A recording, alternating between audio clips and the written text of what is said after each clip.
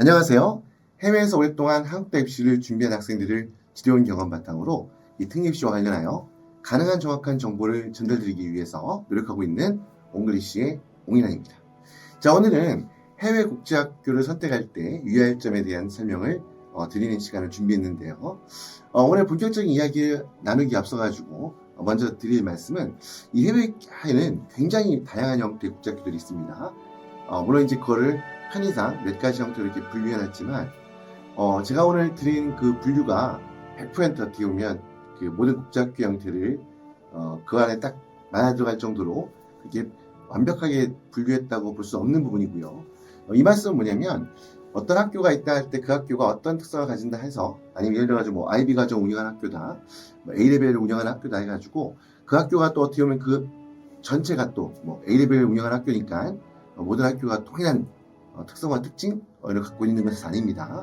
그래서 어떻게 보면 말씀드렸던 것처럼 좀 보면 학교의 어떤 그 연한이라든지 규모 아니면 학교를 운영하는 주체였던 그런 노력의 과정 아니면 그 지역의 그 외국인들 한국 교민뿐만 아니라 외국인들이 얼마큼 많이 분포하느냐에 따라 가지고 조금 다양한 경우들이 생길 수 있어요. 하지만 그럼에도 불구하고 제가 오늘 이렇게 그 오늘 순서를 마련한 것은 뭐냐면 아무래도 이제 해외로 이주를 예정하고 있어가지고 이 자녀의 어떤 그 학교를 선택하는 데 있어 또 한 가지 뭐냐면 또 해외에서 이미 공부하고 있는데 현재 자녀가 어떻게 보면 학년이 올라가면서 좀 학교를 좀 바꿔야 될 것 같다라고 하는 어떤 그런 고민이 계신 분들이 굉장히 많이 있을 건데요. 그분들에게 하나의 어떻게 보면 조금 기본적인 기준, 그러니까 어떻게 보면 어떠한 성적대에 있는 아이들이 어떤 학교를 선택하는 게 좋고 또 뭐 가장 큰 관심이죠. 우리 자녀한테 나중에 우리 자녀가 대학 입시에서 좋은 성과를 거두기 위해서 어떠한 국제학교에서 공부하는 게 가장 좋을까에 대해서 고민하는 경우가 굉장히 많은데요. 이제 그분들에게 어떻게 보면 일종의 하나의 그 기본적인 기준점이랄까요? 제가 해외에서 이렇게 10수년 동안 그 학생들 지도하면서 또 이 접했던 학교들 보면서 또 그 학교에서 공부하는 어떤 학생들을 보면서 남들 느꼈던 부분들 또 상담하면서도 많이 이제 이런 질문에 대해서 함께 학부모님들과 고민하고 답을 드렸던 부분들을 좀 정리한 부분입니다. 그래서 그런 차원에서 오늘 설명해드리는 해외 국제학교 선택할 때 있어서 주의할 사항 이 부분 하나의 참고 자료로서 좋은 시간이 됐으면 하는 생각이 들고요. 자, 그러면 인트로덕션 이 정도로 마무리하고 본격적인 내용을 보면서 설명을 이어가도록 하겠습니다. 그러면 본격적으로 해외 국제학교 선택 무엇을 고민해야 할까 이 내용을 살펴보도록 하겠습니다. 자, 첫 번째 페이지에 나와 있는 건 뭐냐면요. 제가 연령별로 봤을 때 이제 보면 그 초등학교 1학년 시점부터 중학교 1학년까지 어떻게 보면 전체를 놓고 봤을 때는 저학년 시점이 되겠죠. 그 다음에 이제 뒤에는 이제 중3부터 고등학생까지 이제 고학년 시점 이렇게 이제 연령에 맞춰가지고 어떤 점을 고민해야 될까를 먼저 말씀을 드리려고 하는데요. 첫 번째 저학년에 해당한다 할 수 있는 초등학교 1학년부터 중학교 2학년까지 이 시점은요. 저는 가능하면 영어를 활용해서 교육과정이 이루어지는 또 우리 영미권 국제학교라고 하는데 꼭 영미권 국제학교가 아니더라도 다양한 국가들이 운영하는 국제학교들이 기본적으로 교육과정에 영어를 활용하는 경우가 많긴 합니다. 그래서 제가 이제 영어권 국제학교라고 얘기했는데요. 아마 영어로 모든 교육과정이 이루어지는 국제학교라고 보시면 됩니다. 자, 이 학교를 제가 조금 가능하면 추천을 드리는데요. 그 이유는 뭐냐면 무엇보다도 아무래도 이제 그 우리가 언어를 형성하는 시점에 있어가지고 아무래도 조금이라도 어린 나이에 언어를 접하면 그 언어에 대한 습득 능력이나 어떤 영어를 활용할 수 있는 능력이 훨씬 더 어떻게 배양된다고 하죠. 그래서 좀 초등학교부터 특히 중학교 2학년 때까지는 어떻게 보면 영어의 어떤 기본적인 사용 능력을 배양할 수 있는 어떤 그러한 영미권 국제학교를 제가 추천을 드리는데 물론 이제 영어라는 과목 자체가 어떻게 영어나 언어 자체가 어떻게 우리가 자녀가 나중에 성장해서 살아가는 데 있어가지고 모든 걸 비중을 차지하는 절대적인 요소는 아니긴 하지만 일단 입시에 있어가지고 여러분들이 아시다시피 학교 내신 성적과 더불어서 굉장히 어떻게 보면 서류평가에 중요한 포션을 차지하는 부분이 우리 보통 SAT, IB, A레벨, AP로 대표되는 표준학력 평가 시험이 있고 그 다음에 이제 뭐 토플, 토익, IELTS와 같은 공인 영어 시험 영역이 있죠. 아무튼 그 우리 서류평가에 있어가지고 굉장히 중요하게 반영되는 이런 표준학력 평가 시험과 그 다음 공인 영어 시험 성적이 그 두 가지 시험을 되게 기반이 되는 게 바로 영어입니다. 그러니까 어떻게 보면 이 두 가지 시험에서 어떻게 보면 대학 입시에 어떻게 보면 도움이 될 수 있는 충분히 유의미한 성적을 얻기 위해서는 당연히 무엇보다도 영어 실력이 기본이 되어 있어야 되겠죠. 당연히 영어 실력이 기본이 되어 있지 않으면 나중에 뒤늦게 가서 특히 고등학교 시점에 영어에 물론 이제 영미권 국제 학교를 다니지 않는 아이들도 중에서도 영어를 잘하고 언어 능력이 좋은 친구들이 있긴 하지만 일반적으로 봤을 때 그렇지 않은 상황에서 고등학교 시점에 가서 이런 영어를 기반으로 하는 SAT 시험이라든지 AP 시험 만약 접근한다 했을 경우 아니면 IB 학교를 갔냐 했을 경우에 아무래도 영어 사용 능력이 충분히 배양이 되어 있지 않으면 그런 시험에서 어떤 충분히 유의미한 고득점을 받기가 쉽지 않겠죠. 자, 그런 차원에서 가능하면 이 어떻게 보면 조금 또 한 가지 이런 것도 있을 수 있죠. 우리 아이가 한국에서 오랫동안 공부했기 때문에 지금 영어를 사용하는 국제학교 가면 학교를 적응 못해서 학교 내인 성적을 좀 걱정할 수도 있긴 한데요. 아시다시피 한국대학 입시에서는 중학교 단계에서의 그 중학교 과정에서 보통 이제 7학년에서 9학년까지의 학교 내인 성적이라든가 아무튼 기타 다양한 중학교 때 취득한 성적은 대학 입시에 반영이 되지 않습니다. 그러니까 그렇기 때문에 사실 그런 부분도 또 어떻게 보면 당연히 해외 국제학교 처음 가면 아이가 아무래도 환경이 바뀌기 때문에 그 한 학기 정도는 굉장히 좀 어려운 과정을 겪을 수도 있고 적응이 어려움이 있을 수도 있긴 하겠지만 아무튼 어떻게 보면 그 과정을 겪어내면서 아이가 어떻게 영어 실력이 충분히 배양이 된다 그러면 말씀드렸던 것처럼 추후에 이제 어떻게 보면 그 서류 전형을 준비하는 데 있어가지고 굉장히 큰 아주 핵심적인 어떤 밑바탕을 깔고 시작하는 그런 장점을 할 수 있겠죠. 자, 그런 부분이 있고요. 또 어떤 교육적인 차원에서 이건 꼭 한국 학교가 꼭 그렇지 않느냐라고 할 수 없지만 그래도 일반적으로 아무래도 이제 해외 국제학교 같은 경우에는 우리하고는 좀 다른 시각에서 학교가 운영이 되죠. 교육과정도 마찬가지고 학교의 원어민 교사들 또한 마찬가지입니다. 그리고 특히 무엇보다도 이 국제학교 같은 경우는 굉장히 다양한 문화권의 다양한 국가의 출신 아이들이 모이기 때문에 어떻게 보면 이제 그 다양한 생각이라든지 다양한 관점들을 어떻게 보면 그 학교의 교육 과정에서 좀 아이들과의 교우라든지 아니면 그 선생님과의 어떤 그러한 교육 과정을 통해서 좀 그런 다양한 그 시각들, 문화들을 접할 수 있는 기회가 생기겠죠. 자, 그래서 어떻게 보면 이 열린 교육, 이게 꼭 무조건 일반화시킬 수 없긴 하지만 아무래도 아마 그리고 특히 보면 보통 이제 해외로 나갈 때 그 우리 부모님들께서 국제학교 선택하는 가장 큰 여러 가지 이유 중에 하나가 첫 번째 아까 여기 말씀 영어도 있겠지만 아마 좀 더 열린 어떤 다양한 사고 방식, 시각 이런 것들 아이에게 좀 심어주고 싶다라는 측면에서 아마 국제학교 선택하는 경우도 많을 거라 보고요. 저 또한 그 부분에 있어서 깊이 공감을 합니다. 그리고 이제 마지막에 세 번째 적어놨던 부분은 요거는 이제 뭐냐면 아무래도 이제 또 이왕 명문권 국제학교 가는데 이왕이면 좋은 학교를 보내고 싶으신 게 당연히 학부모의 마음이잖아요. 근데 특히 이제 보면 그러다 보니까 보통 이제 그 지역에서 유명한 국제학교 찾게 되는데 한 가지 조금 이제 고민해 보실 게 뭐냐면 이 고등학교 입시 고등학생들 과정 대상으로 이 고등학생들 어떤 대입 결과가 좋은 그러니까 한마디로 우수한 학생들이 많이 모여 있어서 대학 입시에 성과를 거둔 그런 학교가 아무래도 그 지역에서 좀 유명하겠죠. 근데 이제 그러다 보니까 이제 그 학교 선택하려는 경향이 있는데 이게 초등학교 같은 경우는 좀 달라요. 그러니까 보면 고등학교 과정은 좀 어떻게 보면 학교들 보시다 보면 해외 학교들 보면 이 초중고 과정이 전체가 다 개설되어 있어도 고등학교 과정이 굉장히 약한 학교들이 있어요. 의외로. 근데 이제 그래서 보면 이 학교 별로 안 좋은 거 아닌가 생각할 수 있는데 반대로 고등학교 과정은 굉장히 약했지만 초등학교 과정은 굉장히 잘 돼 있는 학교들도 많이 있습니다.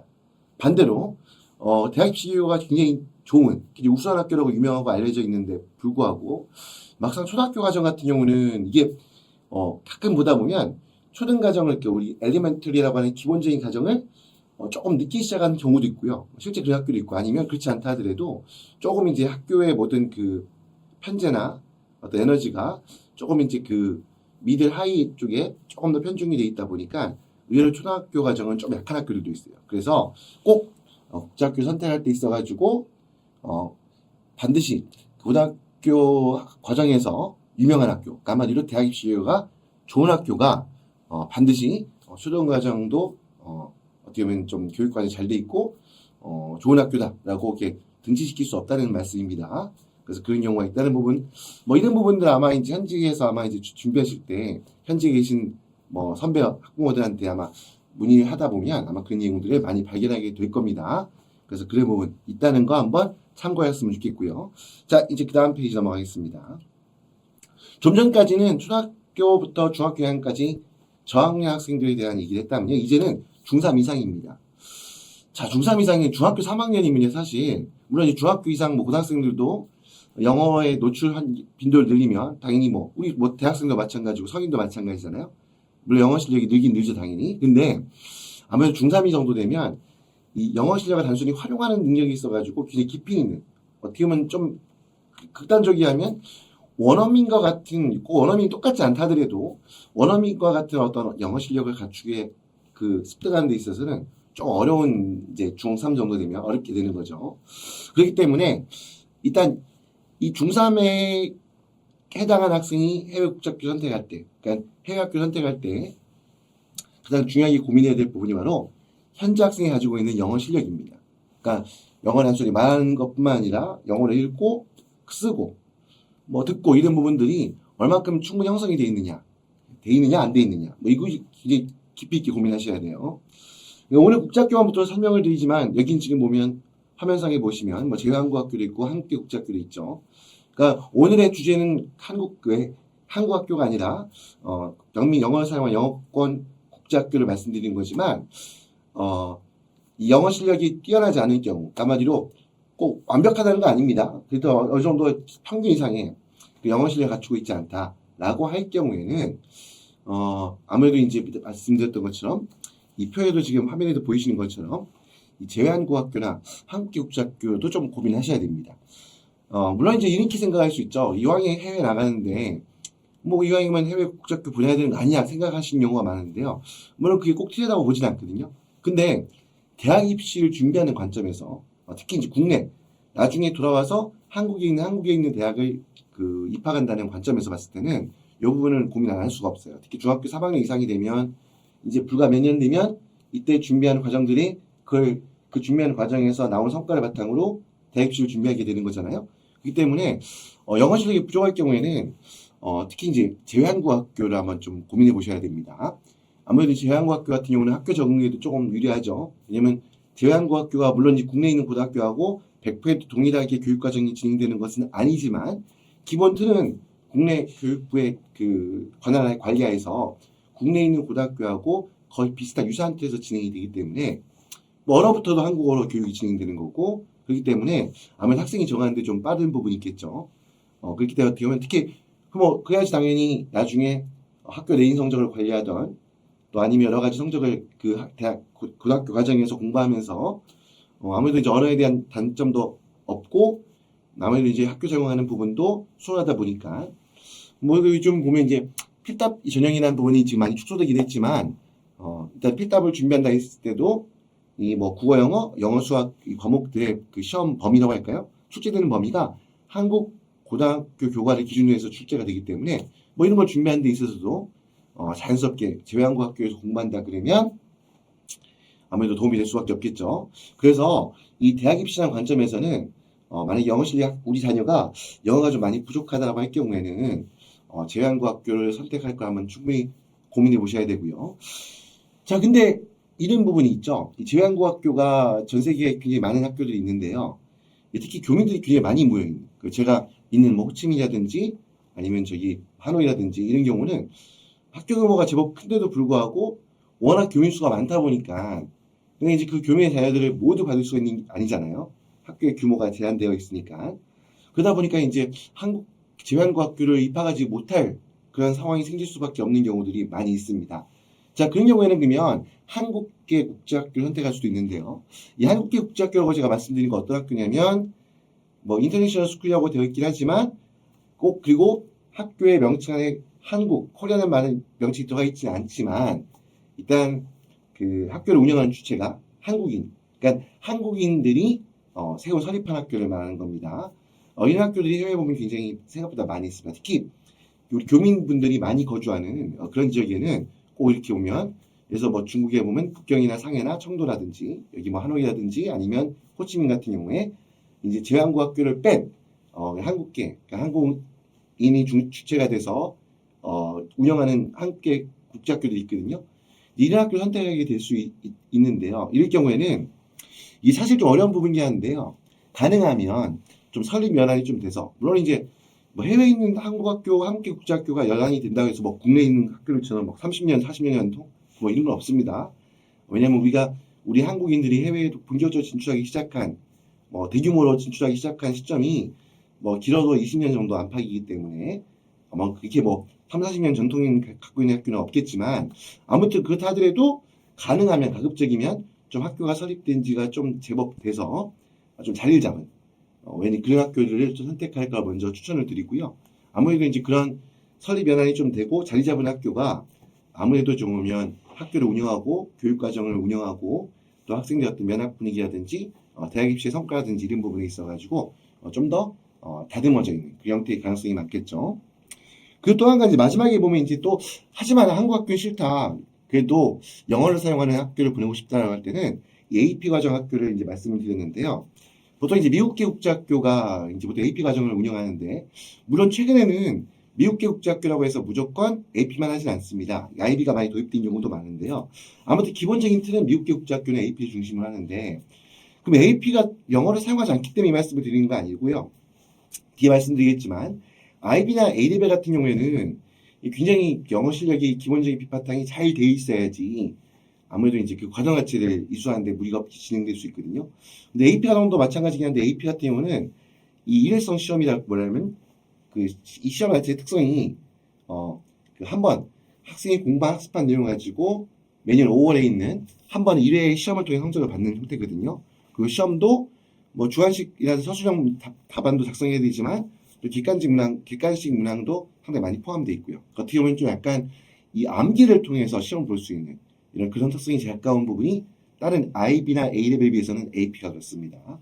그러다 보니까 아무래도 조금 보면 이게 원활하게 뭐 막 굉장히 많은 에세이를 쓴다거나 이제 그런 토론이라든지 프레젠테이션이 중요한 그런 과정이 아니라 AP 같은 경우에는 말씀드렸던 것처럼 한국하고는 조금 똑같지 않지만 비슷한 형태, 이런 형태의 교육 과정이 이루어지기 때문에 이런 부분들은 내가 아이가 영어를 아주 뭐 유창하게 하지 못한다 하더라도 열심히 공부해서 성실하게 공부해서 정말 열심히 암기하고 외우고 공부하면 좀 극복이 가능할 수 있겠죠. 그러니까 아무래도 이제 영어 실력이 조금 부족할 때 이런 부분에서 조금 이제 AP 학교가 아무래도 이제 학교에 적응하는 데 있어가지고 조금 유리할 수 있다라는 차원에서 이렇게 AP 과정 국제학교도 한번 영어 실력이 조금 우리 아이가 조금 약하다라고 할 때는 생각해 볼 수 있다고 말씀을 드리는 부분입니다.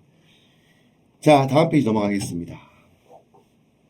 이제는 방금 제가 AP 과정학교 얘기하면서 잠깐 말씀드렸던 이제 IB, 보통 이제 IBDP라고 하죠. 이 IB 디플로마라고 줄여서 IBDP를 운영하는 국제학교, 그 다음에 이제 아니면 A레벨을 운영하는, A레벨 같은 경우는 이제 AS, A2에서 A레벨 묶어서 이제 그 A레벨이라고 하는데요. 요 과정 운영하는 국제학교인데요. 이 두 학교의 특성은 가장 중요한 건 뭐냐면, 아까 잠깐 말씀드렸던 것처럼 굉장히 많은 그 학생의 교육 과정에, 그 뭐냐면 쉽게 말씀드리면 IB하고 A레벨 과정이 갖고 있는 그 성적 시험의 특징은 이 SAT 같은 경우는, SAT나 AP 같은 경우에는 단순히 우리 대한민국의 수학능력 시험처럼 시험장 가서 한번 시험 보면 그때 시험 본 결과를 가지고 점수를 나오는 거예요.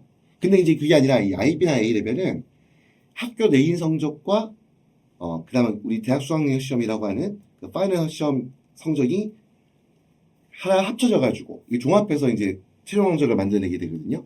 그러니까 어떻게 보면 학교에서 그 고등학교 과정에서 공부할 때 그 학교 과정에서 공부한 그 성적이 우리로 치면 내신 성적이겠죠. 그 부분에 굉장히 중요한 그 평가 요소로 작용합니다. 그러니까 쉽게 말하면 내신과 수능이 결합된 형태라고 생각하실 수 있는데요.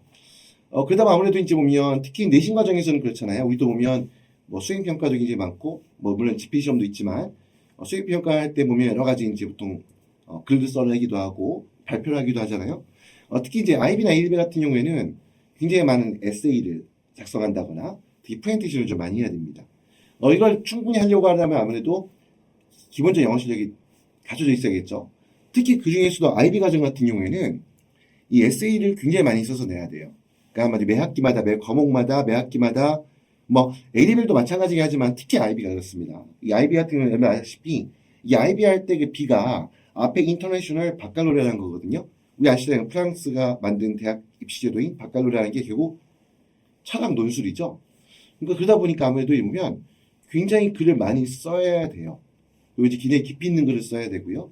이제 그러다 보니까 특히 IB 과정 같은 경우에는 이 라이팅, 글을 쓸 수 있는 기본적인 실력, 이게 좀 풍부한 친구들이 좀 풍부해야 한다는 점과, 그리고 아무래도 좀 책을 좀 어렸을 때부터 많이 읽어서 독서량이 풍부해서 흔히 말했을 때 논리적인 사고 능력, 아니더라도 어떤 자기 의견을 어떤 다양한 관점에서 풀어낼 수 있는 어떤 논리적인 능력, 또 어떻게 보면 어떤 주어진 상황이나 질문에 대해서 이걸 상황을 굉장히 깊이 있게 철학적으로 표현할게요. 그냥 철학적으로 분석할 수 있는 어떤 그러한 능력을 갖춘 친구들이 아무래도 이 시험 그 과정을 적응하고 풀어가는 데 도움이 되거든요.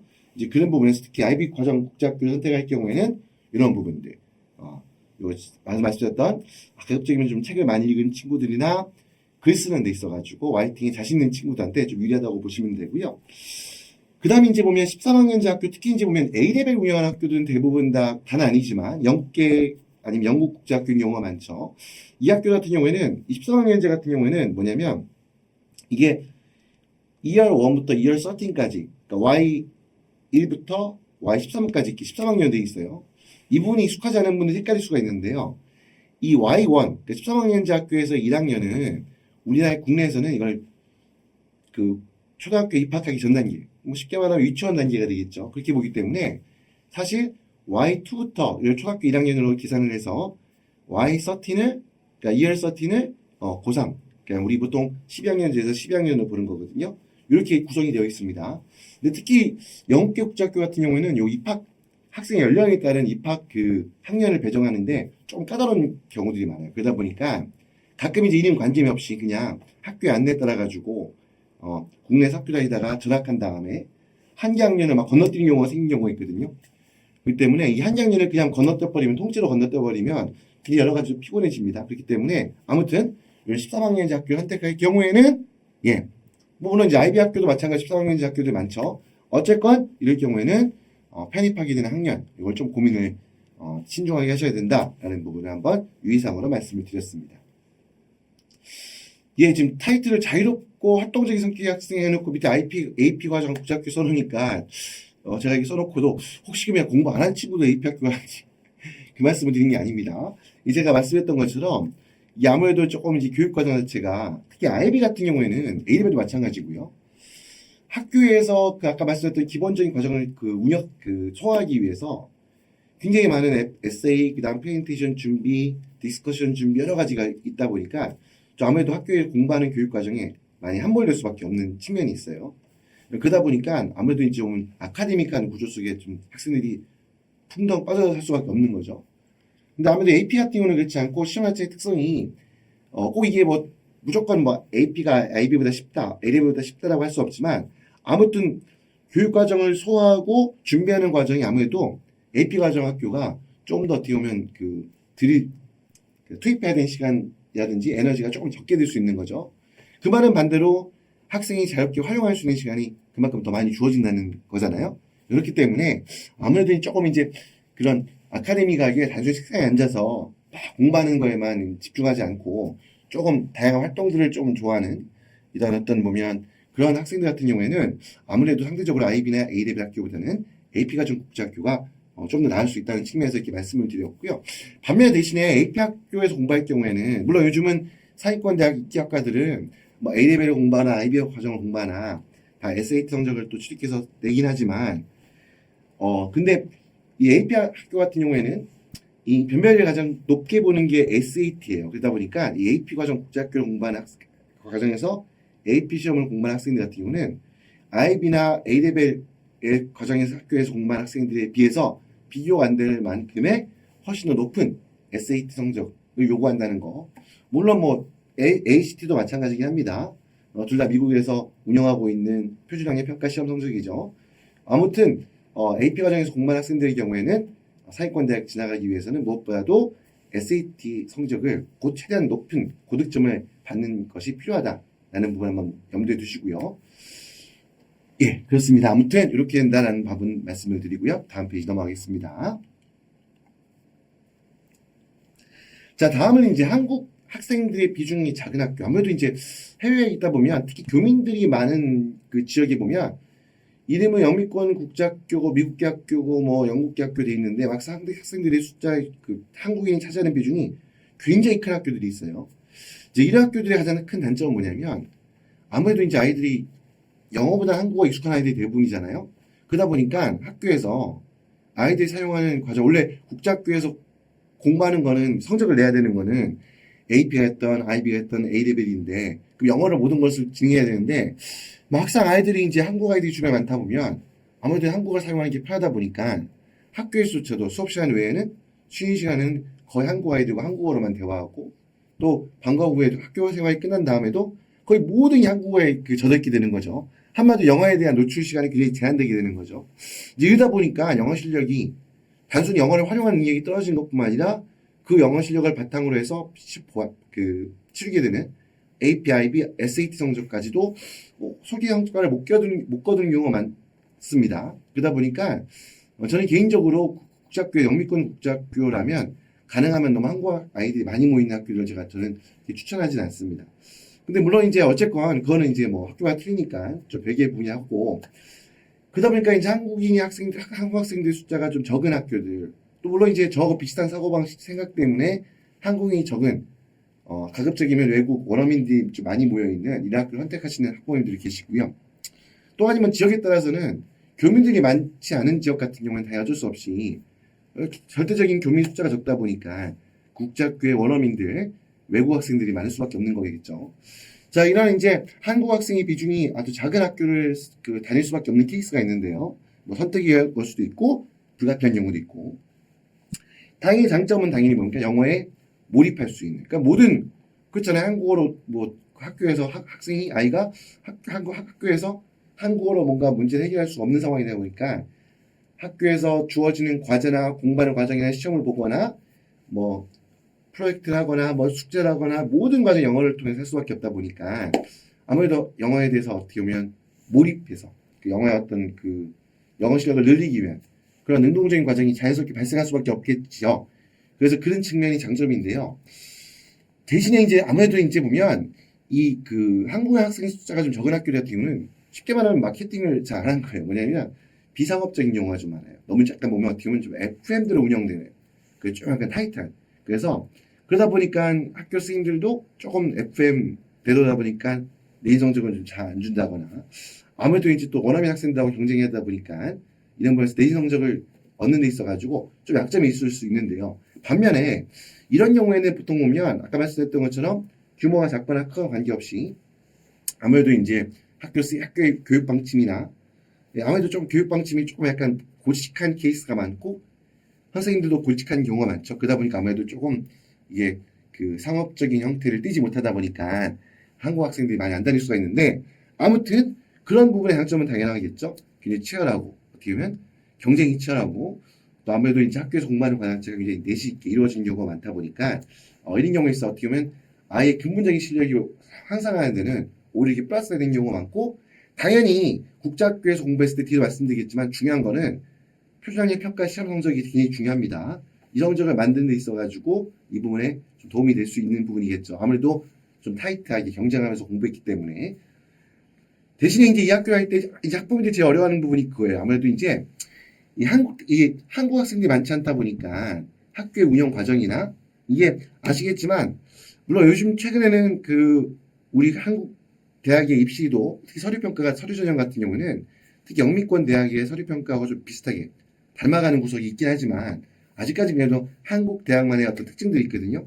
근데 이런 부분들에 대해서 아무래도 그 학교의 좀 입시를 진학 지도하는 선생님들이나 아니면 뭐 학교를 운영하는 교장 선생님이나 아니면 하여튼 선생님들 자체가 강업배 선생님들이 이런 거에 대한 이해가 없는 상태다 보니까 조금 이제 보면 이런 과정에서 특히 입시를 이제 디테일하게 준비하는 과정에서 뭐 서류를 만든다든지 뭐 활동 내역 같은 액티비티 리스트를 만든다든지 이런 거 있어가지고 조금 이제 관점 차이가 생길 수가 있어요. 약간 좀 더 유연하게 어떻게 보면 유연하게 어떤 걸 평가하고 어떤 성적이라든지 증명서를 그 작성하는 데 있어서도 유연하게 좀 볼 수 있는 폭이 있잖아요. 근데 이런 부분에 대해서 아무래도 조금 원칙적인 학교 같은 경우는 이런 거를 이제 만드는 거에 대한 경험이 없다거나 아니면 왜 그걸 만들어야 될까? 아니면 그렇게 이걸 교회에 중요할까에 대한 인식이 없을 수가 있거든요. 이제 그러다 보니까 조금 이제 그런 과정에서 조금 어려움이 있을 수 있다라는 부분들. 물론 이것들 무조건 그렇다고 안 된다는 건 아니고요.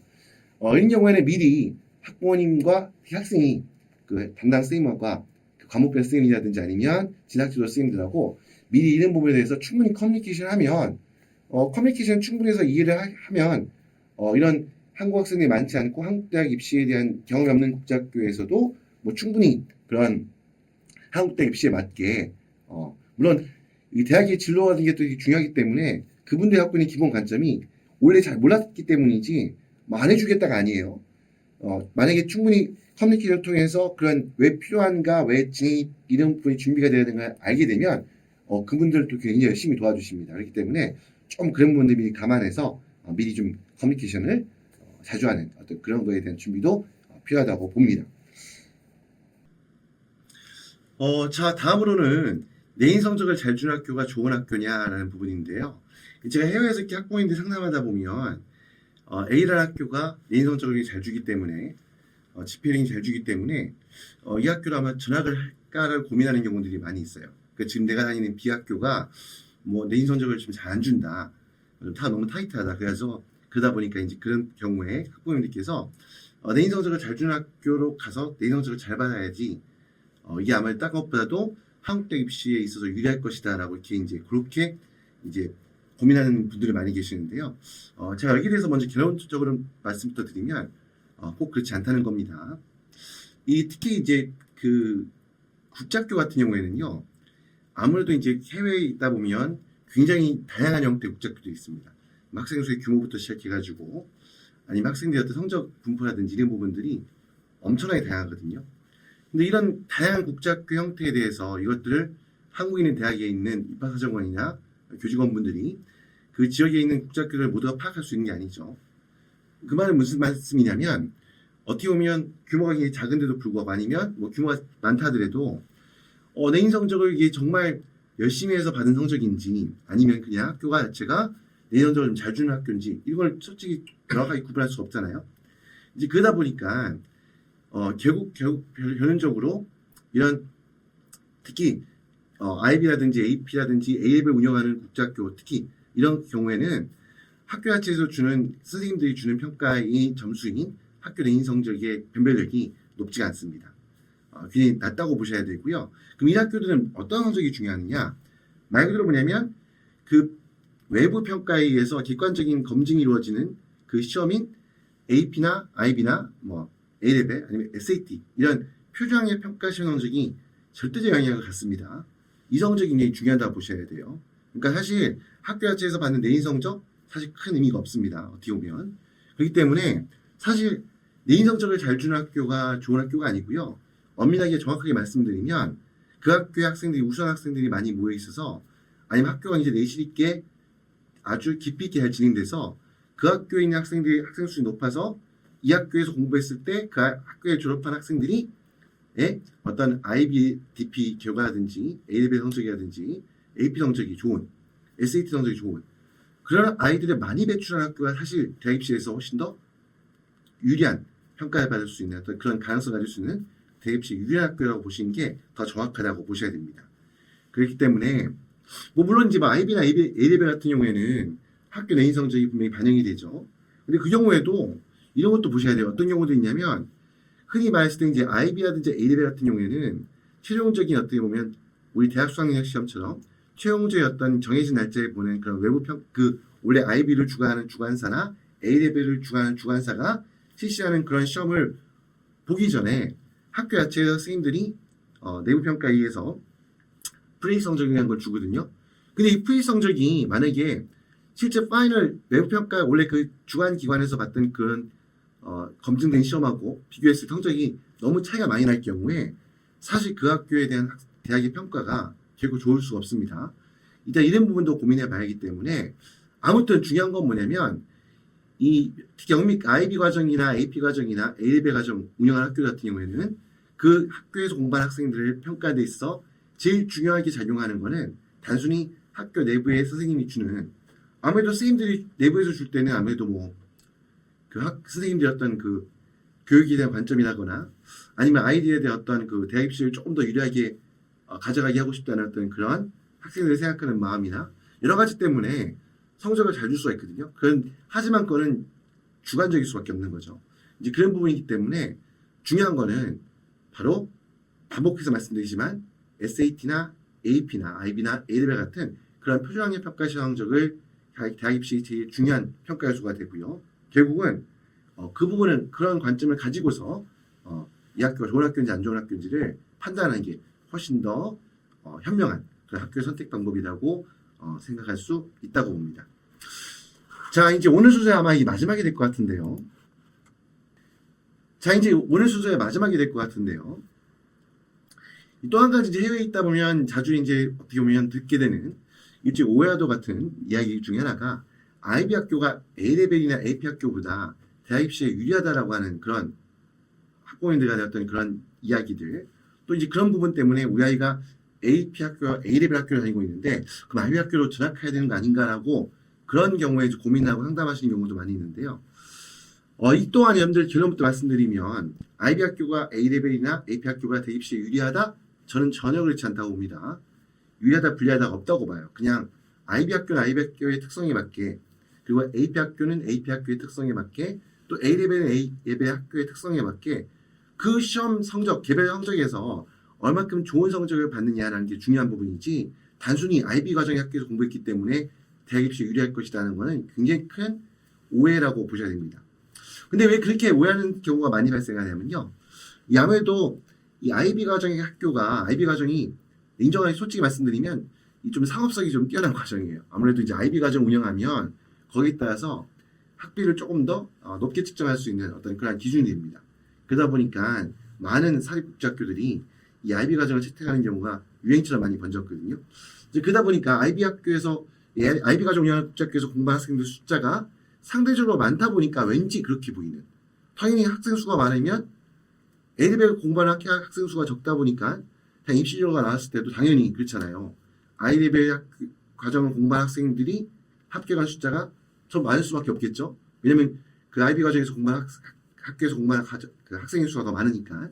이런 IB 과정 국제학교에서 공부한 학생 수가 상대적으로 많다는 데에 따른 어떤 그런 착시라고도 보기도 하고요. 또 한 가지 좀 어떻게 보면 특히 이제 A레벨 같은 경우에는 이 사교육 학원에서 그 아이들의 어떤 과정 공부를 어떻게 지원하고 도와주는 게 좀 약간 어려운 점이 있어요. 그러다 보니까 아무래도 이제 일반 사설 그 학원들 같은 경우에는 IB나 AP 중심으로 아무래도 이제 과정 운영하는 경우가 많다 보니까 이런 측면에서 아무래도 조금 어쩔 수 없이 뭐 저도 사교육을 운영하는 입장이니까 이런 부분에서 조금 상대적으로 어떤 그러한 그 운영적인 측면에서 수익적인 측면에서 조금 IB 과정 학교가 좀 유리한 것처럼 은연중에 그렇게 전달되는 경우가 많고 이런 것 때문에 좀 오해가 발생하는 경우도 저는 많다고 생각합니다. 그리고 또 한 가지는 그게 된다고 보고요. 그래서 결국은 핵심적인 내용은 뭐냐면 제가 방금에서 말씀드렸던 것처럼 어떤 과정 자체가 유리하다 불리하다 정해지는 게 아니에요. 중요한 거는 어떠한 과정에서 우리 아이가 어떤 특성을 가지고 있고 우리 아이의 영어 실력이 얼마큼 되어 있고 또 우리 아이가 에세이라든지 아니면 각종 실험에 참가하는 데 있어서 얼마큼 능동적이고 적극적이고 어떤 그런 능력을 가지고 있고 여기에 따라 가지고 그 학생에 맞는 국제학교 선택해야 되고 중요한 거는 그 과정에서 어떤 과정을 수행했느냐가 중요한 게 아니고요. 이게 좀 안 남아 있지만 또 단순히 어떻게 보면 그 어떤 과목 관계없이 어떤 과목을 선택해서 공부했던 관계없이 단순히 뭐 그냥 보여지는 수치가 높다고 해서 그게 유리한 게 아닙니다. 한마디로 뭐냐면 그 과정에서 어쨌거나 그 IB나 뭐 IB 됐던 A레벨 됐던 AP 됐던 한마디로 어떤 과정이 있든 간에 거기서 최고의 성적, 높은 성적을 받는 것이 중요한 부분입니다. 아무리 과정이 뭐 IB 과정 학교에서 공부했다 하더라도 IB 성적 자체가 파이널 성적이 형편없이 낮으면 사실 아무 의미가 없는 거죠. 단순히 대학에서 봤을 때 얘는 IB 학교에서 공부했기 때문에 이 IB 성적이 좀 낮아도 얘는 좀 IB 학교에서 공부했으니까 좀 더 높게 봐줄게. 절대 그렇게 생각하지 않습니다.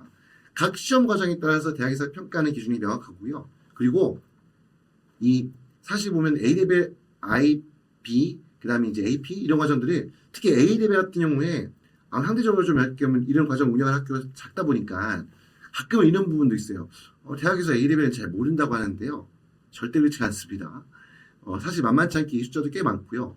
IB와 비교했을 때 숫자가 절대적으로 부족할 뿐이지, 적을 뿐이지, 대학 입학 사정관이라든지 입시를 오랫동안 주도했던 분들은 A레벨의 특성과 여기에서 어떤 성적이 갖고 있는 어떤 그 성적 분포에 따른 의미가 뭔지에 대해서 충분히 이해하고 계시기 때문에 그런 뭐 A레벨 자체가 대학 입학에서 불리할 것이다. 잘 모른다. 대학 입학 관계자들이 이런 얘기는 정말 오해 아니면 이게 단편적인 잘못된 이야기라고 보셔야 됩니다.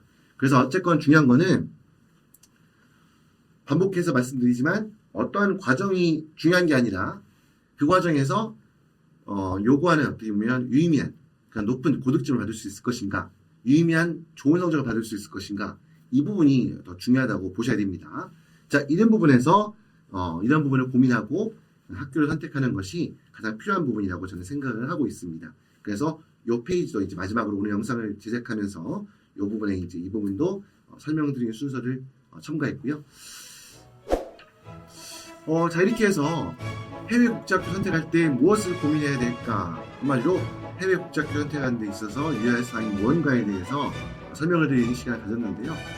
자, 오늘은 국제학교에 대한 관점을 통해서 설명을 드리는 시간이었고요. 혹시 보시다가 우리 아이는 한국학교 다니고 제외한국학교 다니고 아니면 우리 아이는 현지 로컬학교 다니는데 여기에 대해서는 왜 말씀이 없으신가 생각할 수 있는데 당연히 이걸 선택할 수도 있는 거죠.